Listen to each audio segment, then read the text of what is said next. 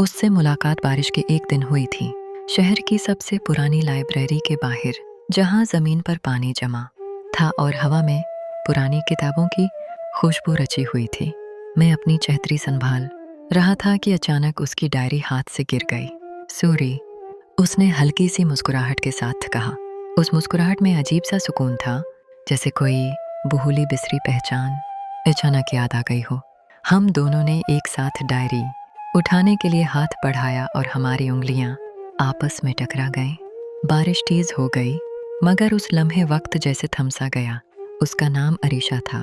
मैं रोज लाइब्रेरी आने लगा, सिर्फ किताबों के लिए नहीं, बल्कि उस एक मुस्कुराहट के लिए। वो शायरी वाले हिस्से में घंटों खड़ी रहती और मैं तारीख की अलमारी के पास खुद को मसरूफ जाहिर करता। कभी कभी हम बगैर बात किए भी साथ बैठ जाते, खामोशी भी बातें करने लगती थी। एक दिन उसने पूछा, तुम हमेशा इतने खामोश क्यों रहते हो? मैं मुस्कुरा दिया। कुछ जज्बात लफ्ज़ों से ज़्यादा गहरे होते हैं। उसने डायरी खोली और कहा, मैं उन्हें लिख लेती हूँ। वो पहली शख्सियत थी जिसके सामने मैं खुद को मुकम्मल महसूस करता था, बगैर किसी खौफ के, बगैर किसी शर्त के। फिर जिंदगी ने अपना रंग दिखाया। एक दिन वो लाइब्रेरी नहीं आई, फिर अगले दिन भी नहीं। तीसरे दिन उसकी डायरी मेरे लिए काउंटर पर रखी थी। उसके अंदर एक खत था।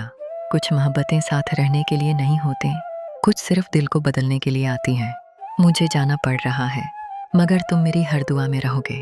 मेरी आंखें बाहर आए। मैंने उस दिन समझा, मोहब्बत हमेशा पाने का नाम नहीं, कभी कभी छोड़ देना भी मोहब्बत की सबसे खूबसूरत सूरत होती है। आज भी जब बारिश होती है और पुरानी किताबों की खुशबू हवा में घुलती है, मैं मुस्कुरा देता हूँ, क्योंकि किसी न किसी कोने में अरीशा अब भी मेरे दिल की लाइब्रेरी में मौजूद है।